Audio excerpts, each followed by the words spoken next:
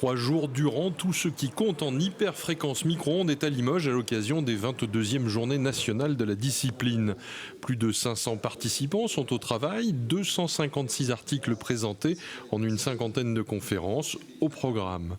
Organisées par les membres du laboratoire XLIM, ces journées nous donnent l'occasion de vous faire savoir que les hyperfréquences sont partout dans notre vie quotidienne. Il n'y a pas grand-chose qui marcherait sans hyperfréquence. Votre téléphone, votre smartphone est bourré d'hyperfréquences.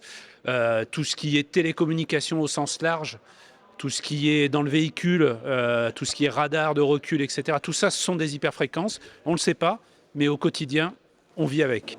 Ces journées sont également des journées business avec quelques grands noms du secteur. Les Limousins, en terre d'hyperfréquence, rayonnent dans le monde entier avec des produits performants flirtant parfois avec le sur-mesure. On a des gammes de produits qui répondent à des normes et d'autres sur lesquelles on est en capacité de fabriquer des produits à façon. Et c'est pour ça qu'on travaille en partenariat avec la recherche pour pouvoir développer nos nouveaux produits. Générer des hyperfréquences, c'est bien, les diffuser, c'est mieux. On ne sait pas se passer d'une antenne en émission comme en réception. Chez Système, on travaille actuellement à l'intégration d'une antenne dans la verrière des avions. L'antenne est un élément clé de la chaîne de transmission et effectivement aujourd'hui, quand on regarde autour de nous, on a des objets connectés partout. Donc il y a des antennes compactes intégrées pour ces objets-là. Donc, Système a une forte expertise dans ce domaine, mais aussi pour toute autre application, pour la défense, sur des systèmes plus complexes et élaborés. Parce que la technologie, c'est attrayant et à la fois effrayant, les organisateurs ont invité le Scientibus, outil itinérant de pédagogie. Le Scientibus va dans les écoles, les lycées, les collèges, montrer par des expériences relativement compliqué qu'on ne peut pas faire à la maison,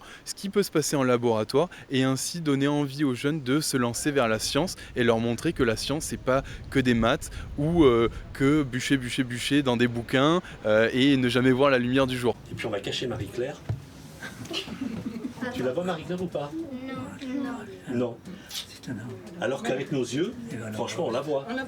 Même si on est un peu attentif, on voit notre reflet dans la plaque en verre, parce qu'on émet de la chaleur, cette chaleur elle se réfléchit sur la plaque en verre, elle vient sur la caméra, mais vous voyez, on voit le dessus de sa tête, mais vous voyez elle est cachée là, alors qu'en vrai on la voit à travers.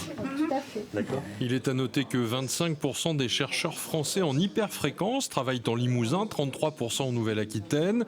Le Sud-Ouest est clairement identifié au niveau international pour ses spécialités. Développer une technologie développée par Anywaves en s'appuyant bien sûr sur des partenaires qui sont XLIM pour la partie laboratoire, 3D Sera pour la partie technologie, donc ancrée dans cette région.